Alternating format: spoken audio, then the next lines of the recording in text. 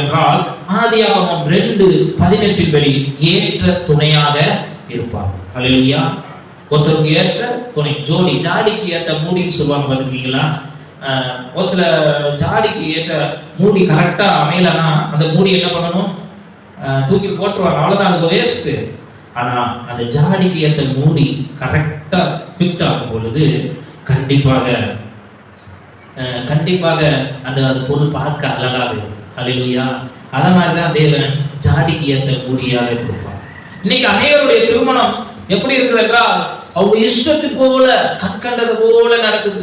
என்றால் எங்க மனம் விரும்புவது போல நாங்க செய்கிறோம். அகத்தின் அழகு முகத்துல தெரியுங்க, அதனால நாங்க போகிறோம். அப்படி இல்லை, மனுஷன் முகத்தை தான் பார்ப்பான். தேவன் தான் இருதயத்தை பார்த்து ஏற்ற இருதயம்னு சேர்த்து வைப்பார். அல்லேலூயா, அல்லேலூயா.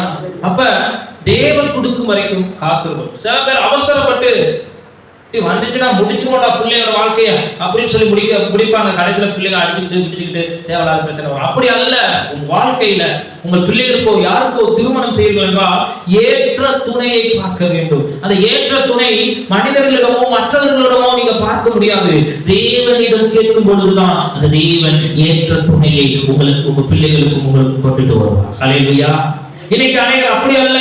முகத்தின் அழகை பார்த்தாலே போய் விழுந்துடுறோம், நகையை பார்த்தாலே போய் விழுந்துடுறோம், பணத்தை பார்த்தாலே போய் விழுந்துடுறோம், தேவையில்லாத ஒரு காரியங்களை பார்த்தாலே போய் விழுந்துடுறோம். முடிஞ்சதுடா வாழ்க்கை, அவன் அவ்வளவுதான், இது என்னன்னா நமக்கு என்ன, நம்மளுடைய லைஃப் முடிஞ்சது, அவனுடைய கடமை முடிந்தது அப்படி நினைக்கிறோம். இல்லை, ஏற்றதா இல்லையா என்று தேவனிடம் நீ கேட்க வேண்டும். அல்லேலூயா. ஆதியாகமம் 2:18 படி ஏற்ற துணை தேவன் ஏற்படுத்தினார் ஆதாம் ஏவாளுக்கு.